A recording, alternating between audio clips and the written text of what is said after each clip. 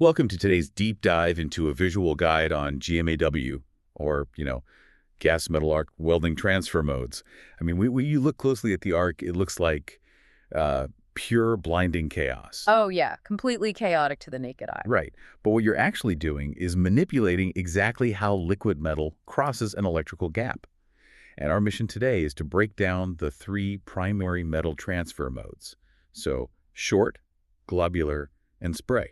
Right, so you know exactly which technique is best for your next project based on, like, material thickness, current levels, and just how clean you need that weld to be. Exactly. Because if you get the physics wrong, you don't just get a messy bead. You blow a hole right through your workpiece. So let's establish the baseline with the low current finesse, which is short transfer. Yeah, so at low amperage, the electrical output just it isn't high enough to bridge the gap continuously. Okay. So welding wire literally physically touches the base metal.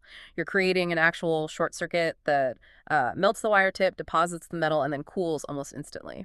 And because it's freezing so fast, I mean, gravity doesn't have a chance to drag that molten puddle out of the joint, right? Exactly. And that low heat input is precisely why it's the absolute go-to for thin materials.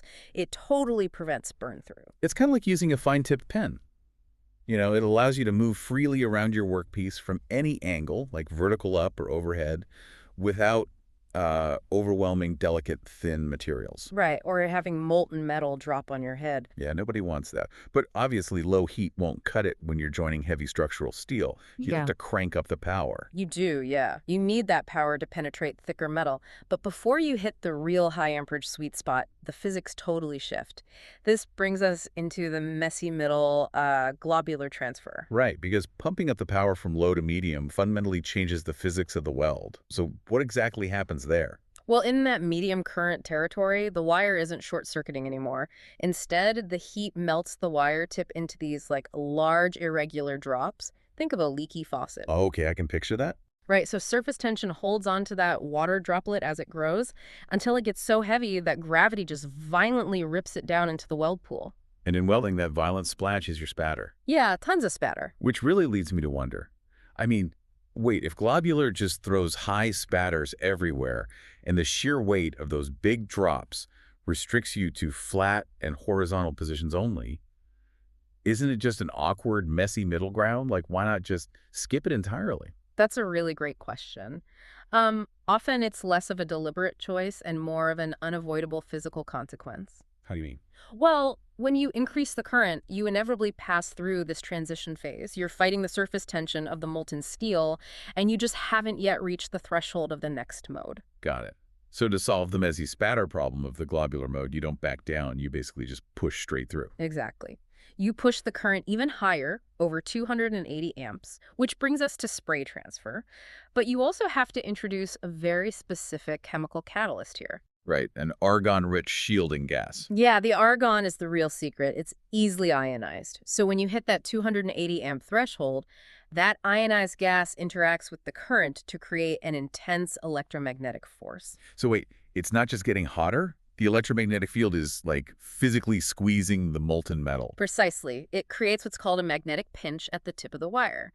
So instead of letting surface tension build a massive glob, that force pinches off a continuous stream of tiny, fine droplets. Oh, wow. That's a huge shift. So instead of the leaky faucet splashing everywhere, it's kind of like a high-end power washer or like a paint sprayer. Yeah, perfect analogy. It requires a massive amount of power, over 280 amps, and the right medium, the argon-rich gas. But the output is this incredibly smooth, clean, highly efficient spray. It is incredibly efficient. But because the weld pool stays so fluid from all that heat, you're back to gravity being your boss. Spray transfer is strictly for flat and horizontal work. It's just amazing how mastering GMAW really just means knowing how to scale your current. Yeah. Low for thin, versatile work, Right. medium for flat, rougher jobs, and extremely high, with argon, for clean, low spatter efficiency. It really is. It totally changes the physical mechanics. Which leaves a final thought for you to ponder.